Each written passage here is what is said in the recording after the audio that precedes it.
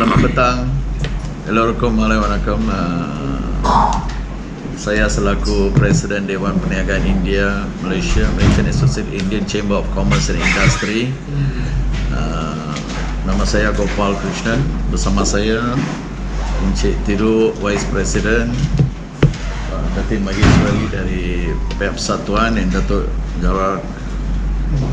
General Ali dari Presma, dan Encik Sujen, Secretary Maiki, Mr. Gana is with us as well, and Datuk Rasul is here, and various Datuk Jana is here. Kami Maiki adalah satu gabungan Dewan Perniagaan India, termasuk India Muslim di Malaysia, mewakili lebih kurang 14 satuan dan 14 Dewan Perniagaan India Malaysia, seluruh Malaysia, serta kita mempunyai 30 kira-kira 30 dewan persatuan directly bergabung dengan kita, yang kebanyakannya mewakili peniaga-peniaga yang terutamanya adalah peniaga kecil dan sederhana. So memang tepat pada masa ini di mana selepas perubahan kerajaan, di mana pihak Maiki dengan Persatuan ingin mengucapkan terima kasih dan mengucapkan tahniah kepada Perdana Menteri Malaysia yang terbaru ini, yang amat berhormat Datuk Seri Anwar Ibrahim, di mana beliau dengan anggota-anggota kabinet yang terbaru ini telah memberi berapa aku janji dan ingin menolong kebanyakan usahawan-usahawan India, terutamanya dari segi dari sederhana dan kecil. Pada pagi ini juga saya mempunyai kesempatan untuk menghadiri sesi dialog ekonomi bajet 2023 dengan Perdana Menteri, di mana bagi wakili Maiki kami telah membawa isu-isu yang penting, terutamanya isu kewangan dan pertolongan untuk usahawan, di mana saya ucapkan terima kasih kepada Perdana Menteri juga. Beliau telah memang akur dan setuju bahawa pertolongan perlu diberi kepada golongan India, kaum India, usahawan India, di mana kami telah pohon secara terus kepada Perdana Menteri bahawa perlukan satu dana terutama untuk kaum India, usahawan India di Malaysia, dana tahunan sebanyak 200 million setiap tahun untuk memberi pertolongan sedikit sebanyak untuk memperelokkan permohonan dana-dana ini untuk mengerja-kerja usahawan kaum India di Malaysia. So perkara ini memang terdapat terdahulu dalam tahun 2013, di mana dana ini telah diisytiharkan yang dikenali sebagai SEED, di mana 180 million telah diberi, dan malangnya dalam 2017 dana ini telah ditutup. Dan sememangnya seperti usahawan India di mana selalu tekun memberi 40 million, tapi sekarang dah jadi 20 million dah. So setahu saya bajet selalu kena increase, tapi bajet diturunkan kemudian dihilangkan terus. Ini saja masalah kaum India ini memang tenat dalam. Kita bukan minta bilion-bilion dollars, kita tak minta itu, kita minta disediakan dana-dana tertentu, di mana memang saya begitu gembira juga lah hari ini, di mana Perdana Menteri memberi satu aku janji atau memberi satu positif kata, di mana beliau tidak memberi sebarang apa-apa persetujuan, tapi beliau memang sedia memperhati atau mengalusi kehendak-kehendak kaum India ini. Oleh itu kami dari Dewan serta persatuan yang bergabung dengan kita ingin mengucapkan dalam keadaan yang terdekat terima kasih kepada beliau, dan diharapkan bajet yang akan datang 24 Februari ini di mana satu dana perlu diberi, dana untuk usahawan kaum India di Malaysia, yang merangkumi kaum India dengan orang India dengan orang India Muslim sekali lah. Itulah pandangan kita. Seterusnya juga kami mempunyai satu masalah yang begitu tenat, lebih kurang dalam 10 tahun ini mendapatkan pekerja asing untuk menjalankan usaha keusahawan ini tidak begitu menggalakkan, di mana masalah ini tidak dapat ditangani dan isu-isu untuk mendapatkan pekerja asing secara lebih terperinci dengan kehendak-kehendak tertentu ini tidak diberikan. Memang terdapat sektor-sektor yang dikatakan frozen, dibekukan. Kebanyakan seperti sektor scrap metal, di mana pekerja asing tidak dibenarkan. Saya difahamkan scrap metal tidak diluluskan, tapi setakat ini benda ini pun tak, cara memproses untuk memohon pun tidak dapat tidak diumumkan. Saya difahamkan oleh Menteri Sumber Manusia yang berhormat Tuan Siwan bahawa isu ini telah diluluskan, tapi saya perlukan benda ini dicepatkan lah. Dan juga sektor perkhidmatan seperti restoran, memang Tuan Datuk Nurul Ali ada di sini, memang beliau pun akur bahawa permohonan ini tidak begitu lancar, selalu terdapat ejen dalam pertengahan ini. Memang benda ini kita tak boleh nafikan, tapi sebelum ini ejen yang telah mengkongkongkan kita ni. Tapi harap pada masa akan datang ini, sememangnya tadi bila saya bercakap dengan Perdana Menteri, beliau berkata dia memang just now the photo is there. He has directly after talking to Dato', he has spoke to me, Gopal, you see, we have taken away the agents. Yeah. You don't need to spend money to agents and everything. Itu adalah satu kata putus yang begitu elok. Memang itu, untuk kita mengendalikan sebarang urusan perniagaan ini, bila kita ada isu-isu sampingan yang perlu dibelanjakan, kos itu kita akan throw balik kepada siapa? Pengguna. Setiap orang, pelanggan saja. So di mana kita tak akan absorb itu, kita akan beri balik kepada rakyat. So rakyat akan dibebankan. Oleh itu saya pohonlah bahawa isu agents, isu memperketatkan mendapatkan pekerja-pekerja asing ini diselaraskan dan diberi kelonggaran. Di mana isu semasa ini kebanyakan boleh difahamkan, boleh diberitahu di mana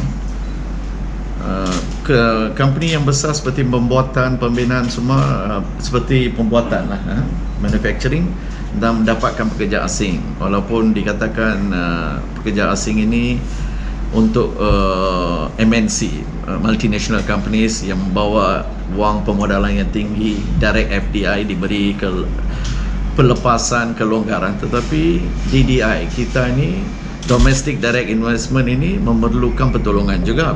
Sebagai restoran, katakanlah Datuk mempunyai restoran, ahli-ahli dia mempunyai restoran. Setiap restoran memerlukan lebih kurang 3 shift. Kalau satu shift 12 orang, 3 shift 36 orang memerlukan. So ini pun sedikit sebanyak ataupun secara terusnya memberi peningkatan ekonomi negara. Memang ahli-ahli usahawan dari Prisma, Prima semua membayar duit teks juga. So kalau usaha kita tidak beri kelonggaran atau peluang untuk berniaga, macam mana kita nak bayar teks? And tax is directly for the development of the country. So memang dari segi JTK, jaga tenaga, memang perlukan isu-isu diperhatikan sebagai salah gunakan pekerja-pekerja asing ni. Pasal itu adalah kehendak satu dunia bahawa trafficking workers is not allowed. So kami memang akui bahawa benda-benda ini perlu diambil perhatian oleh ahli-ahli kami. Tetapi permohonan untuk mendapatkan pekerja asing ni sekarang ni bukan begitu senang. Padahal kalau dikatakan tadi Datin Maheswari telah melalui virtual telah mendengar Jawatankuasa JTK mencadangkan bahawa 3 hari permohonan untuk mendapatkan pekerja 3 hari ini dibenarkan. Memang kita setuju juga, terima kasih atas ni. Tetapi cuma sektor yang dicadangkan adalah perladangan dan pertanian. perkhidmatan restoran dibenarkan, tetapi borong dan runcit, kebanyakan kedai-kedai runcit, kedai-kedai emas, kedai-kedai barangan ini tidak dimasukkan dalam sistem 3 hari ini. 3 hari ini tidak dibenarkan. I think restoran only is given. Only restoran. Because perkhidmatan ini tidak sememangnya restoran. Perkhidmatan ini it also goes to other sectors as well. Sebab subsektor dia banyak. Kedai emas pun ada, kedai gunting rambut pun ada. So all ini dibekukan. Tekstil dibekukan, semua dibekukan. Saya sangat-sangat berharap bahawa dalam tempoh masa yang terdekat ini kami akan melawat Human Resources Minister dan memberi cadangan ataupun memorandum untuk meluluskan atau memberi kelonggaran. Malangnya benda ini bukan baru, tapi lebih kurang 10 years things are frozen. So saya memang harapkan bahawa kerajaan baru ini kemudahan untuk mendapatkan pekerja asing ini dibenarkan. Semalam tadi pun kebetulan pula Perdana Menteri memberitahu bahawa unemployment rate is the lowest in Malaysia, tapi unemployment rate is highest among the youths and the girls, ladies. But that's another sector, because among the youth, because the youth are very choosy for the work, because kerja yang diperlukan oleh kebanyakan di sini adalah ikhtisas ataupun pekerja yang lebih berpihak kepada macam dirty, clean, this kind of 3Ds, no. So macam tukang masak dengan tukang emas ini dia ikhtisas, dia lebih berpihak, tapi kita tak dapat di Malaysia. So sangat-sangat diharapkan bahawa kelulusan dilonggarkan secepat mungkin. Seperti kedai runcit. Kedai runcit ini semua kita tak dapat pekerja di Malaysia. Jarang dapat pekerja. So diharapkan isu yang begitu penting sampai sekarang ini, dia orang seperti under the KPDNK, dia katakan setiap pekerja kedai runcit yang mempunyai keluasan lebih kurang 20,000 kaki persegi ataupun 2,400 square meter baru dapat. Kalau kata 2,400 square meter itu bererti 24,000 kaki persegi, lebih kurang setengah ekar. Adakah premis seperti setengah ekar lebih besar dari seluruh kawasan ini baru dibenarkan mengambil pekerja asing? Bila kita tanya KPDNK macam mana you buat satu keputusan yang mana premis yang punyai lebih kurang 24,000 kaki saja boleh mendapatkan pekerja, oh ini satu polisi yang dibuat terlebih dahulu, mungkin tersilap tulis M itu sepatutnya kena ada square feet. Square feet kalau baru 2,000, setiap kedai itu 2,000. Kalau satu kedai di luar yang keluasan 20 dengan 100 baru 2,000, memang sesuai. Dikatakan 2,400 kaki persegi, memang berkata itu sesuai. Tapi malangnya ditulis 2,400 square meter. So tak boleh diambil. Lebih kurang 10 tahun ini tak ada boleh. Tapi ada pasar raya besar boleh ambil, semua boleh ambil. Pasal dia orang besar, pasar raya besar is quite big, dia boleh ambil.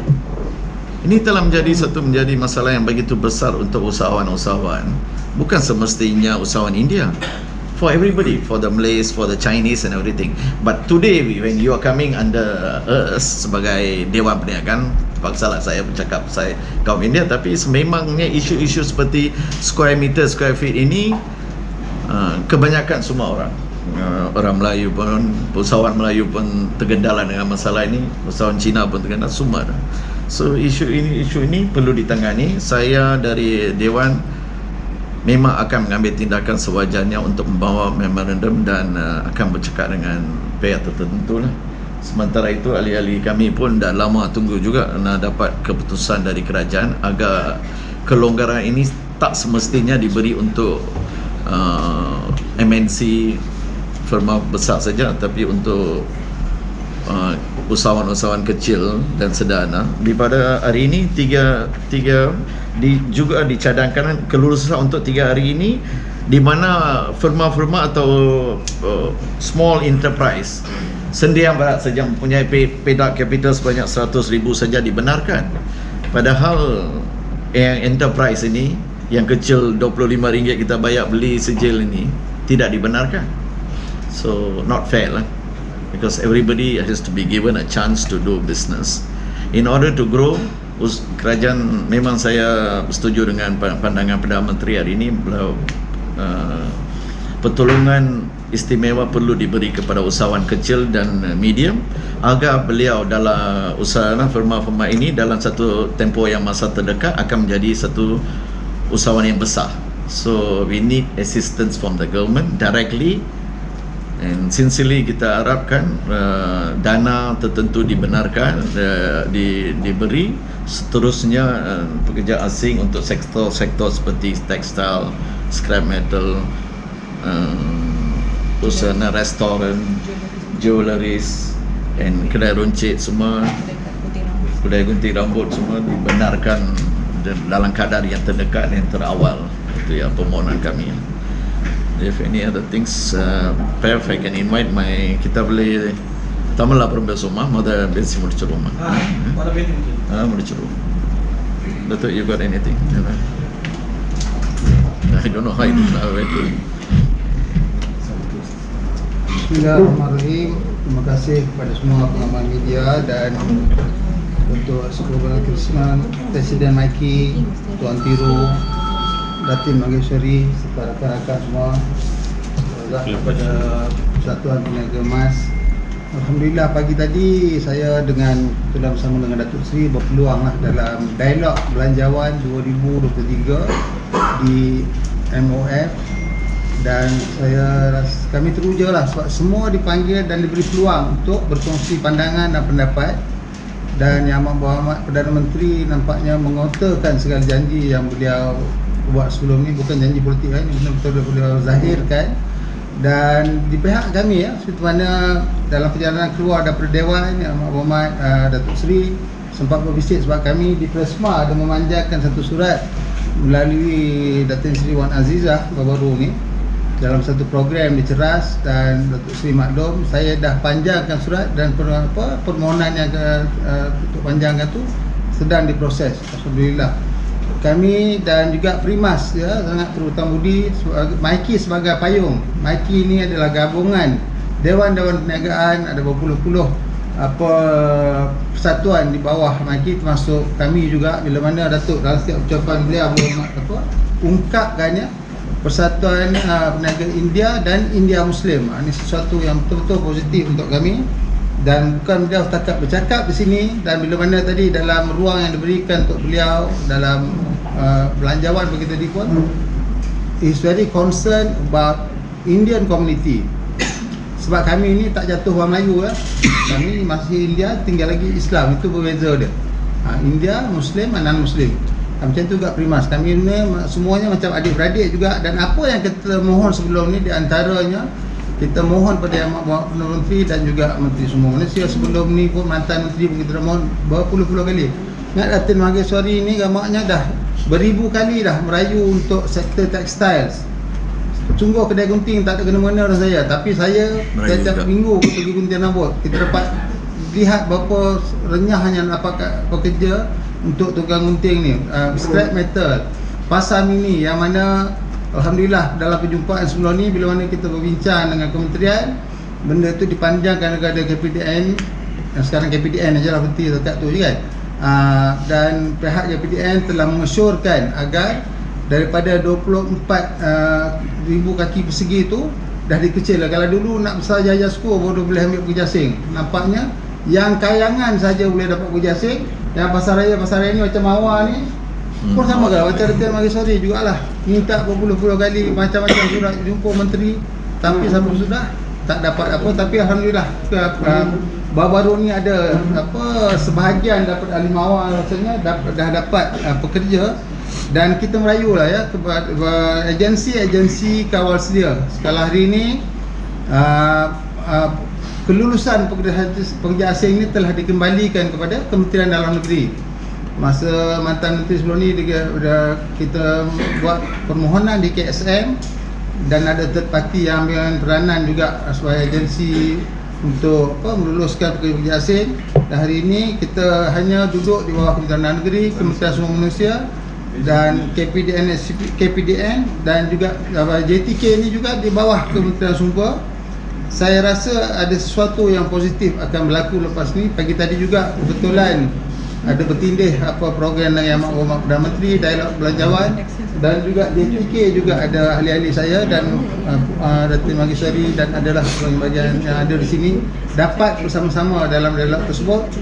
Dan kita mohonlah agar kerajaan dapat memudah carakan dengan ada third party. Kebanyakannya sebelum ni setiap kali kerajaan berubah ada saja third party yang ditawarkan untuk buat kontrak. Macam sebelum ni nak penghantaran pulang pun gunakan third party. Tapi alhamdulillah sekarang ni kita terus dengan immigration, dan saya rasa macam kos hari ni kalau nak bawa masuk pembantu rumah RM15,000 nak bergolok gadai ingat jual buah pinggang kot orang nak ambil pembantu rumah. Ini sesuatu yang benar-benar membebankan. Macam dalam program pemutihan juga, kita berharap kerajaan Indonesia dan dapat berbincang dengan kementerian dengan negara kita ni agar dapatlah dipermudahkan, sebab Indonesia dia tak setuju dengan JP Visa. JP Visa ni lah kalau ada pekerja overstay di sini atau ada masuk ada sosial ni, kita boleh convert dia kepada pekerja asing. Itu dia rasa setakat ni tak benarkan, India benarkan.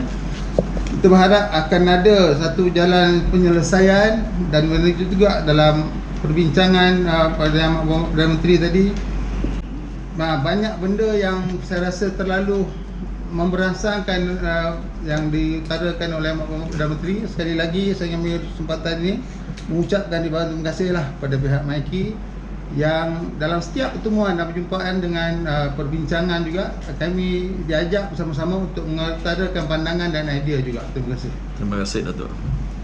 Boleh saya Datuk Datin nak cakap 1 or 2 minutes. Selamat sejahtera. Sebenarnya yang sektor-sektor beku tu dibekukan sejak tahun 2009, iaitu sektor textiles, penjual jewellery, barang-barang emas, dan untuk tukang gunting rambut dan juga barang-barang lusuh. Tapi recently memang mereka dah buka sektor tu, tapi masih lagi belum dapat pekerja kerana ada isu-isu lain lah yang berkaitan dengan application. Tapi di sini yang sepatutnya semua perniagaan yang menjalankan perniagaan retail dan wholesale seperti sepatutnya dimasukkan dalam kategori borong dan runcit. Tapi di Malaysia kita ada satu sistem di mana kita ada sektor perkhidmatan tapi banyak sangat subsektor. And then ada beku, ada tak beku, ada banyak sangat isu. Jadi sepatutnya mereka yang menjalankan perniagaan secara retail dan wholesale patut dimasukkan dalam satu kategori sebagai borong dan runcit. Itu akan memudahkan sistem aplikasi untuk pekerja asing. Satu lagi ialah yang unemployment tu berdasarkan rekod di Malaysia, statistik di Malaysia, memang angkanya tak berkurang.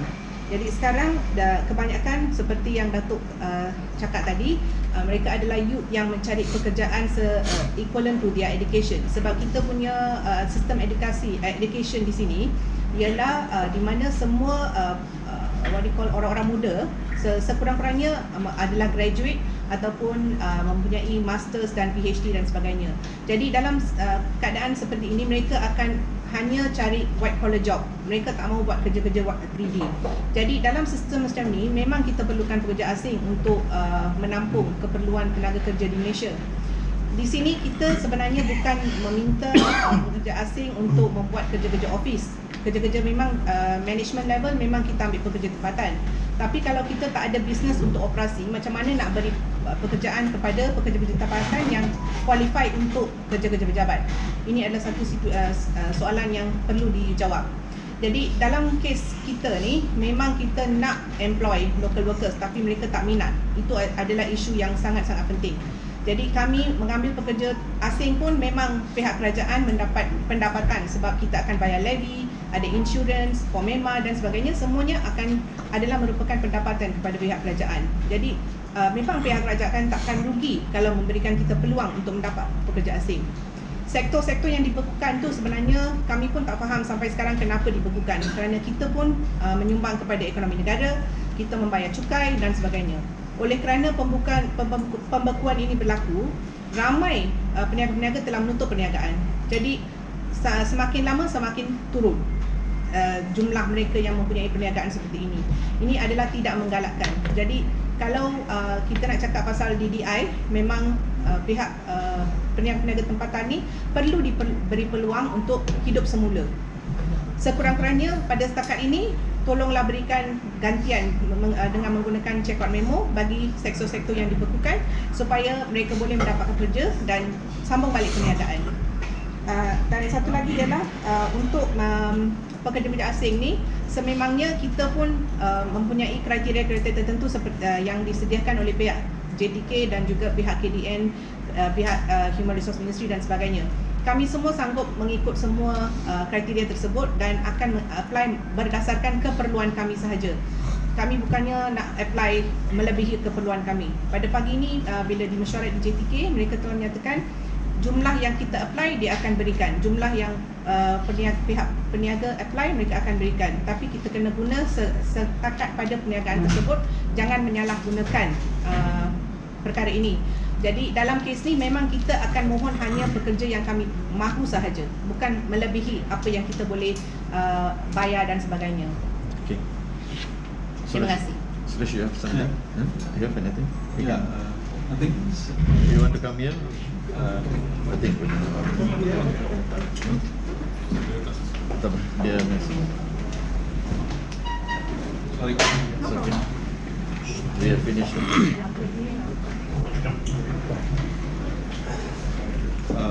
Saya wakil daripada Primas, Persatuan Pengusaha Restoran India Malaysia.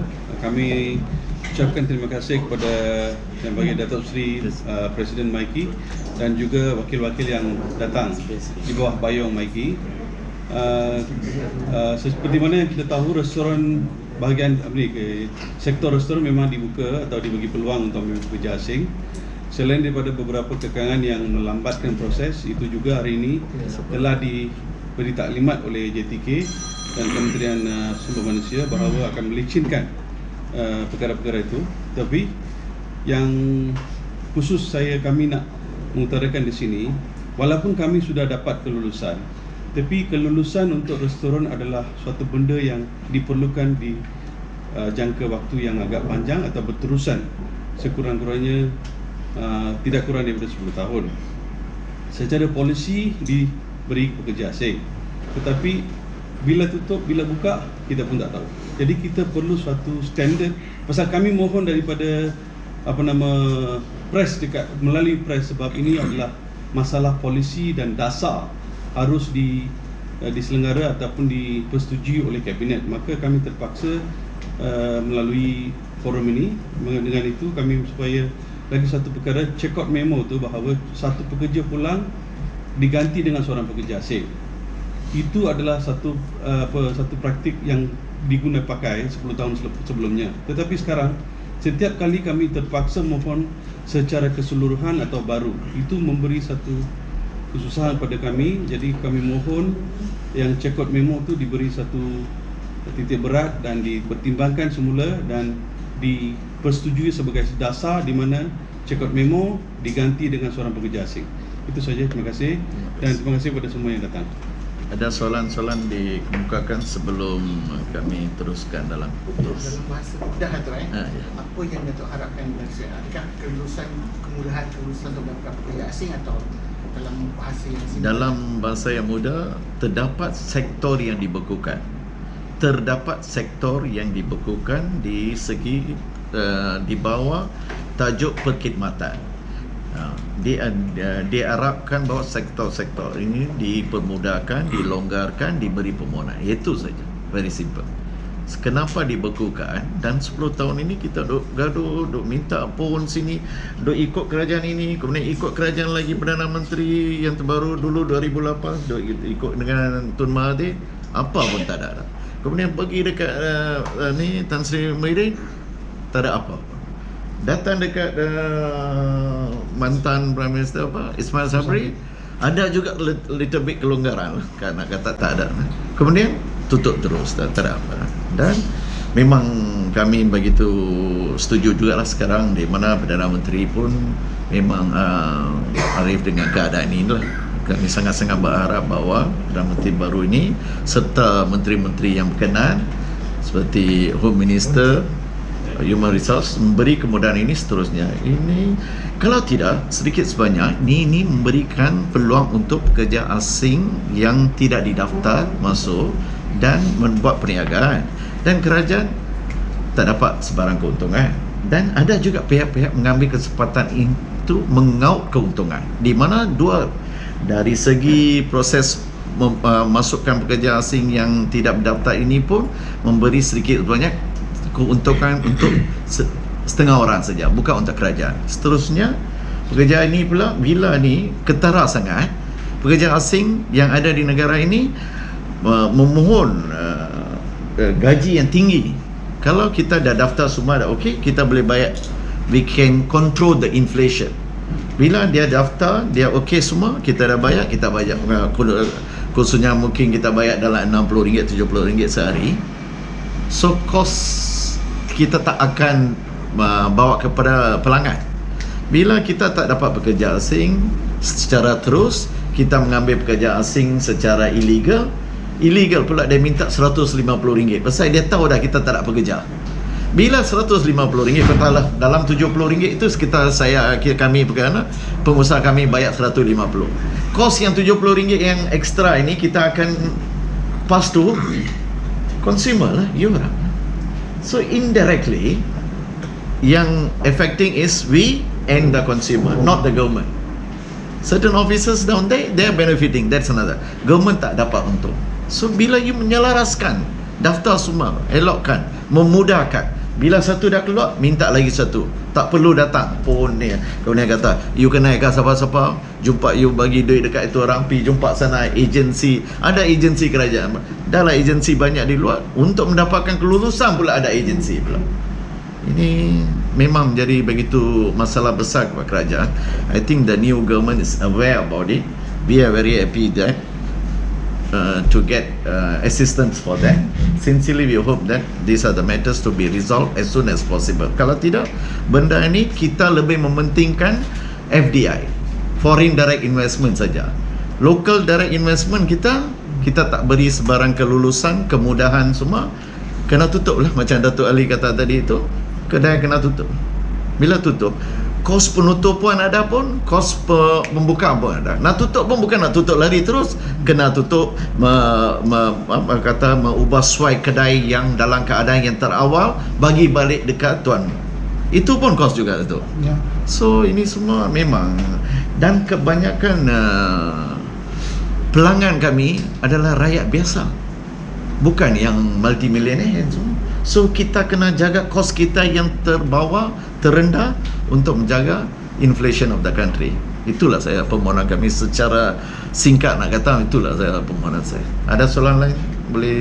Secara keseluruhan Prisma jadi berapa majikan yang memerlukan secara keseluruhan bawah MyKi? Kalau kita memangnya kami dah cakap dengan tu, kalau betul-betul kami nak pun, kalau kerajaan nak bagi direct dekat kita mengedarkan dekat lebih kurang dalam 70,000 macam tu saja, tak banyak. We are not talking about 700,000, 1 million or something. We are talking about 50 to 70,000 people and everything. Very small figure, but perkataan ni frozen, beku, inilah menjadi masalah untuk kita. Lebih dah. 29. Jadi yang dah lulus tu berapa untuk kemasukan pekerja? Kami tak dapat lagi, dah beku dah, macam nak dapat. Yang dapat ni restoran Mulai dapat. Dia dapat setakat ni, kalau kita Prima dan Prisma ni tak lebih 25% daripada yang keperluan kami sebenarnya. Dan kalau ikut nisbah pekerja asing Indonesia ni, sektor F&B kami dengan kedai kain apa semua, ingat, not even 5%. Kalau kita bandingkan nisbah, macam kedai gunting, maksimum kalau dipakai pun 2 orang je pun. Kedai runcit, kita bukan nak buka macam Tesco yang nak pakai berpuluh ratus. Satu kedai runcit dapat 2 pekerja asing, benda memadai. Dan semua ni macam restoran, kami menyumbang kepada, kita collect SST untuk custom di Raja Malaysia. Macam kedai saya sendiri, kami untuk dalam tempoh 2 bulan, kutipan kami sekarang hampir 500,000. I'm talking about saya punya kedai. Kalau ada pelebih pekerja asing boleh buka 24 jam, mungkin benda tu akan melangkau lebih daripada 1.5 juta setiap 2 bulan yang kami kutip daripada pelanggan untuk dipanjangkan kepada custom transit Malaysia. Ini sesuatu yang orang tak nampak. Kita kadang gaduh kata kita perlu berikan ruang apa pekerjaan untuk warga tempatan. Itu yang kami minta pun. Sebenarnya kos membawa pekerja asing, nak buat medical dia, insurans dan penjadah semua ni, ingat lagi mahal kot daripada ambil pekerja asing ni. Kalau ada warga tempatan, tapi kita lah dah kita masuk kategori 3D ni, tak kejap lagi tambah 4D. Dirty, difficult, dangerous. Tak mana dangerous saya tak tahu, dirty tak mana pun saya tak tahu. Tak, kita perlu fikir sesuatu yang positif. Dan bila kadang tukar ketua ni bertuah sangat. Sekali undi dapat 3 Perdana Menteri. Harap-harap Perdana Menteri alhamdulillah yang kita lihat hari ini, masya-Allah, memang cukup luar biasa, ya.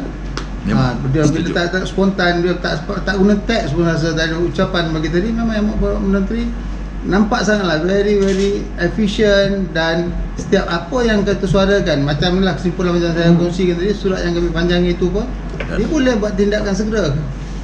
Mana tak bubuh dalam peti sejuk beku je lah, mana benda bergerak. Dan we are happy. Kita hendakkan kalau boleh lah, di ahli saya saja sepanjang Covid lebih 2,000 lebih restoran tutup.